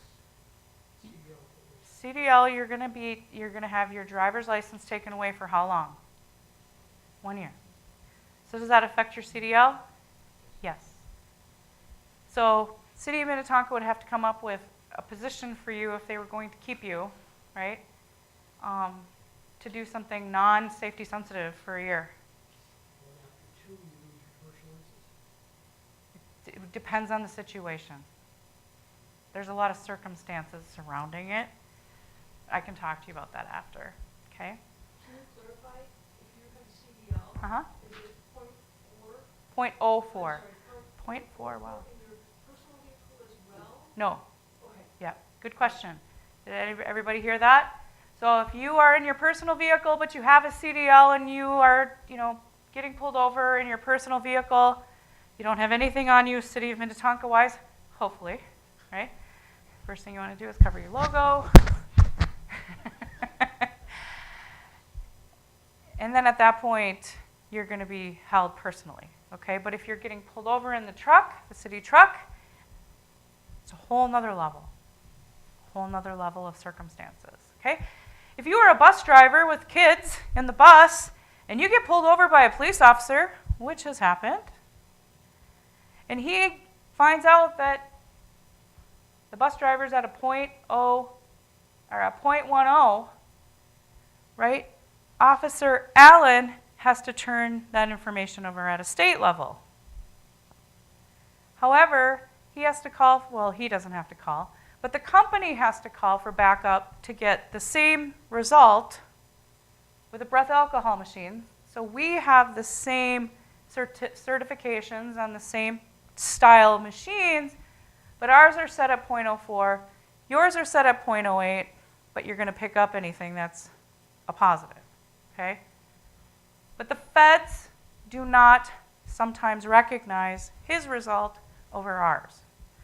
So even if they get pulled over by police officers, you still got to call a third-party administrator to come in for backup, even if he's in jail, even if he's in the hospital, okay? All right, so last but not least, you guys, we're going to talk about post-accident drug testing. So I don't know how to just turn this off. So if you guys could look at your handout, post-accident drug testing, or post-accident testing. I'm going to try to do the best I can to make this very clear. And it's a separate handout, you guys. I'm sorry. It's a separate handout. Sorry it's a little blurry, but we pulled it off of the federal website and we couldn't make it any bigger to make it any clearer. Okay, so if you guys call me under duress, right? Call our company under duress. And you say, my snowplow driver just got in a truck accident. The first question that we unfortunately are going to be asking you, is there a fatality? My quick little, an analogy, or for a memory under these situations, if you guys want to write this down, hearse, nurse, and tow truck. Hearse, nurse, or tow truck. Those are the three situations that have to happen before we do a post-accident DOT under the federal guidelines on that federal chain of custody that I handed out. What happens if it's possibly a fatality, but you're really not sure at this point, right? Am I just going to show up and just do a drug and alcohol test because we think someone's dead? If I have to call a MnDOT officer to say, do we know anything about what's going on? They're probably going to do their best to help me, but if they're not at the scene, it can make it complicated, okay? So if I'm talking to Todd on the phone and Jason on the phone, one of the first things I'm going to say is, can you please try to talk to one of the officers? Because if there is no fatality, we don't need to get the feds involved in this situation. They don't want us to be. Okay? How many hours do we have, though, once the accident happened? How many hours do we have that we have to do an alcohol test? Any guesses? 2 to 8. Right? Once the accident happened, we have up to 8 hours to get to you. Is that best practices? We want to get to you as soon as we possibly can, right? But if it's Super Bowl Monday here in town, we're going to tell you right away, we don't know what's going to happen on a Super Bowl Monday because we've never had it here before. We've never hosted it. I don't really know what to give you. Super Bowl Monday was our busiest day ever. Ever. So is it a problem to give a test unnecessarily, say the feds automatically get involved and that's the problem? They just don't want you to over-test if you don't have to. They don't want it on a federal chain. Okay? So they've been very clear with us. They've been trying to hit it home the last 3 or 4 years, pretty hard, not to do a test unless we absolutely have to. So if I talk to Officer Allen and say, what do you think? Is this person going to pass away? And Officer, I don't know. I'm not the hospital. They took the body away. I couldn't tell. So where does that leave us? You cannot do that. You can't do the just in cases, okay? That it becomes problematic because I feel like it's a reflection on us that we don't want to do it, but that's not the case. The case is that the DOT doesn't want you to do it if you don't have to. So if you follow that little chart, okay, fatality is hands down, we are coming, we're doing a post-accident alcohol and drug screen. Okay? What are the repercussions of If you overdo it, you can actually get fined as a city, but that's a whole nother story we can talk about when I'm not getting taped.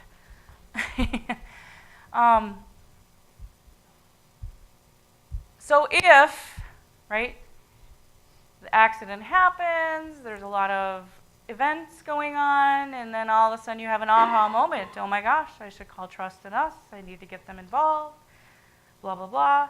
Now your driver's gone to the hospital too. Well, which hospital am I going to? Am I going to Southdale?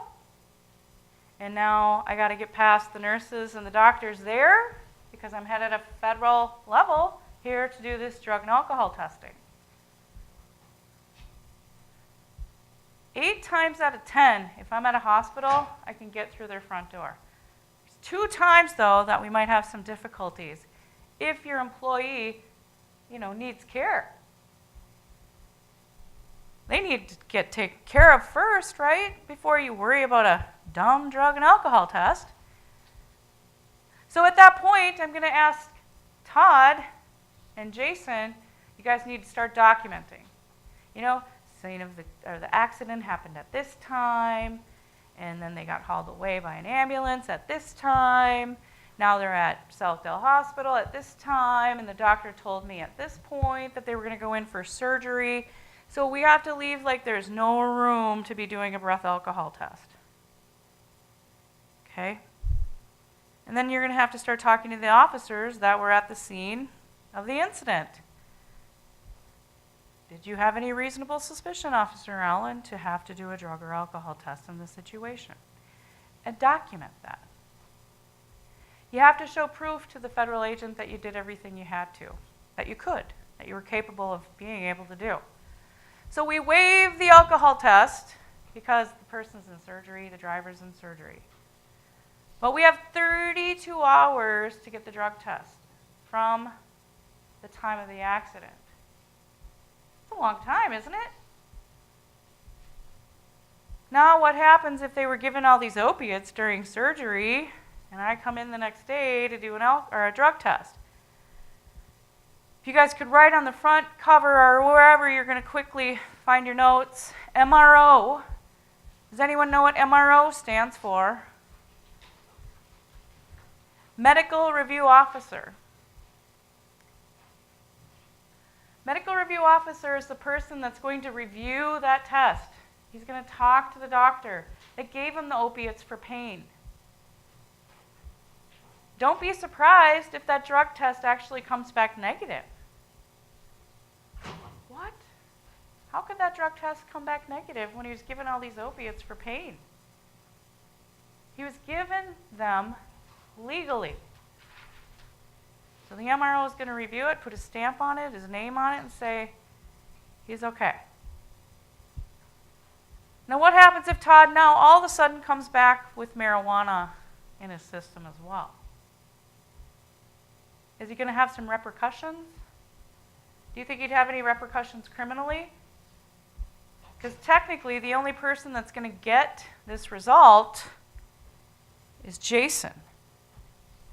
Officer Allen's probably never going to know that he was actually positive for marijuana. Nobody's going to know unless Jason shares it with somebody. It's your company. It's your result, and you own it. Okay? At a federal level, though, under these modes, oh my gosh, for you guys in HR, it's going to give you chills up your back. HIPAA does not apply. But what does apply? Ethics and best practices. Okay? If Jennifer comes up positive for marijuana, right, on a drug test, I'm not going to stand on top of this chair and say, hey, everybody, Jennifer's positive for marijuana. It's not going to happen. If Todd comes up positive, right, for marijuana at the city of Minnetonka, and he gets terminated, now he drives his little merry old way and talks to Jennifer. Hey, Jennifer, what's up? I'm applying for a driver's position. Got any openings? Jennifer says, yeah, hello. Come on over. She doesn't have a clue that he came up positive for marijuana under your authority, right? How do we find that out? How do we determine that at one point in Todd's life he gave a positive marijuana? There's two things. There's the driver qualification file, right? Driver qualification files means that Jennifer has to go back to his past employers and ask, was this guy a safety sensitive job, or did he have a safety sensitive position with you? And the answer is yes, right? And was he complying with your drug and alcohol testing program? Jason's going to say, no.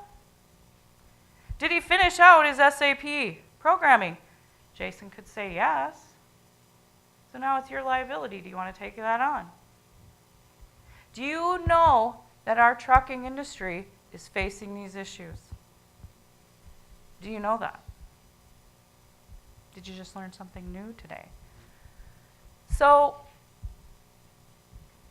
communication has to happen. It's not going to be just, yes, he was employed from 1970 to 2018 at the City of Minnetonka.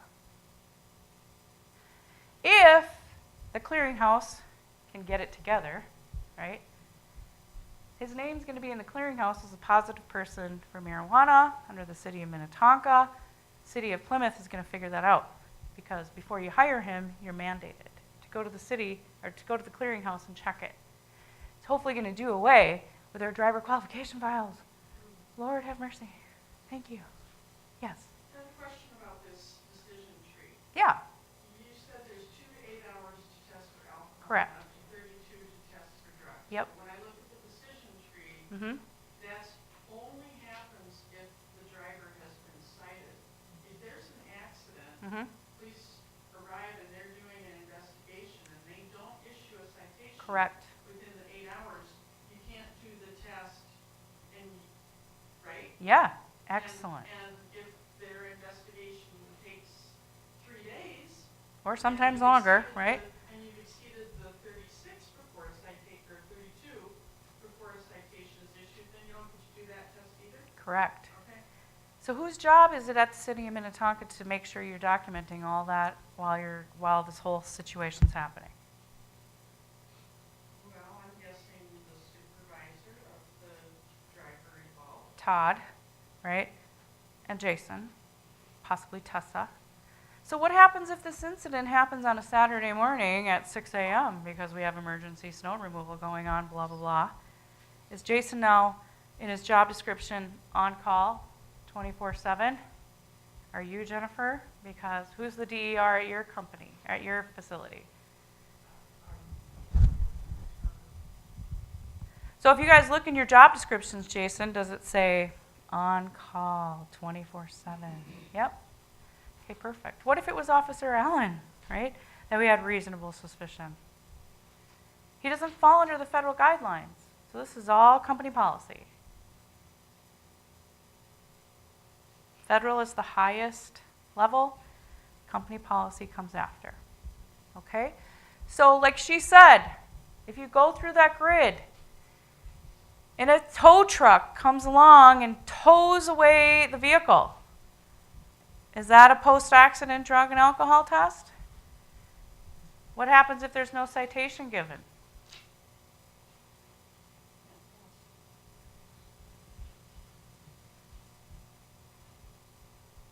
Can't test. So if the truck becomes out of service, right? You can't engage it anymore. But Officer Allen's like, I don't know what the heck happened, and it's going to take me a couple days to figure this out. Can't test. But can we do a company policy test? Yes. And so in that situation, if the 32 hours is up, and now all of a sudden the investigative team comes up with a situation, they have an answer with their discovery, and he gives them a citation, but the 32 hours is over with, then what I'm calling the non-DOT company policy test is due diligence. You can show the federal agent, hey, look, here's my notes. This is how much time went by, so there was no reason why I could do this. But I did due diligence and I did a company policy test. Okay? So do you guys have any questions about that? Because it can get quite confusing. Jason, do you have a lot of questions going on? You're good. Jennifer? Is this specific to commercial vehicles or also city-owned, non-commercial? That's a really good question. All accidents or just? So that is 26,000 pounds or more. Okay? 26,000 pounds or more. Company policy is, though, do you guys have like Ford Tauruses or anything like that within your fleet? Yeah. You can count that as your non-DOT company policy and kind of look at it as the same situation. You know, police cars, right? They get in accidents probably all the time, never your fault. So, and that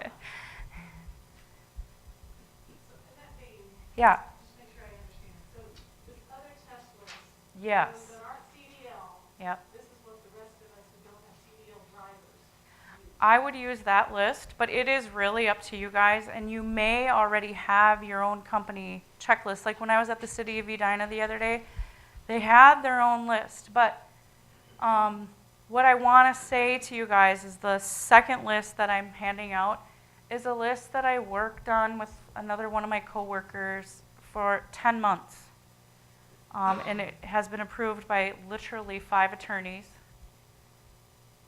and a team, I want to say there were 6 unions involved.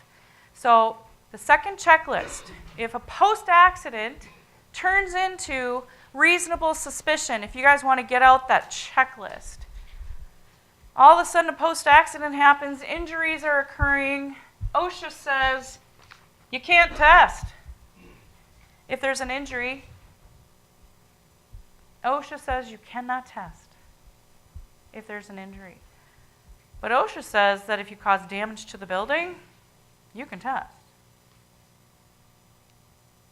I'm going to roll over you with my forklift, and you don't test me, okay?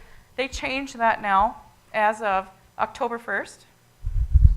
So from November 1st, 2016 to October 1st, 2018, you couldn't test injury, but OSHA kind of reverted back. Hey, wait, we didn't really mean that. Go ahead and test, but you have to have very reasonable reasons. And what was the root cause of me running into you with my forklift, okay? Or the company Taurus, the company car. What's going on in my world? So then you get out page 16 or this document, and you start documenting that it's possible that I was stoned out of my mind. I ate my neighbor's gummies. Gummy bears. They were just sitting there on the counter, and I was hungry. So I took some gummy bears. What are in gummy bears these days?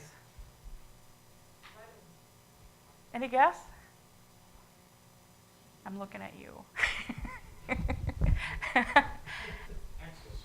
Ecstasy.